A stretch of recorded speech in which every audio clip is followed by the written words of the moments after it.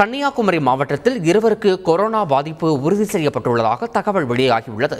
கன்னியாகுமரி மாவட்டம் முழுவதும் காய்ச்சலால் பாதிக்கப்பட்டு 55 பேர் பல்வேறு மருத்துவமனைகளில் சிகிச்சை பெற்று வருகின்றனர். டெங்கு நோயால் பாதிக்கப்பட்ட 9 பேர் மருத்துவமனையில் அனுமதிக்கப்பட்டுள்ளனர்.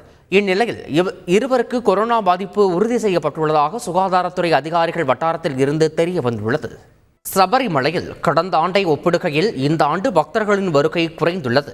மண்டல மற்றும் மகரவிளக்கு பூஜைக்காக கடந்த மாதம் 16ஆம் தேதி கோயில் நடை திறக்கப்பட்ட நிலையில் 28 நாட்களில் 134 கோடியே 44 லட்சம் ரூபாய் வருவாய் கிடைத்ததாக தேவசம் போர்டு தலைவர் தெரிவித்துள்ளார்.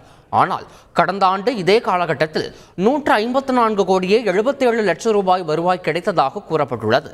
இதேபோல பக்தர்கள் வருகையும் சுமார் 1.5 லட்சம் குறைந்து 18 லட்சம் பேர் சுவாமி தரிசனம் செய்ததாக தேவசம் போர்டு தரப்பில் கூறப்பட்டுள்ளது. செய்திகளை உடனுக்குடன் தெரிந்து கொள்ள உடனே சப்ஸ்கிரைப் பண்ணுங்க.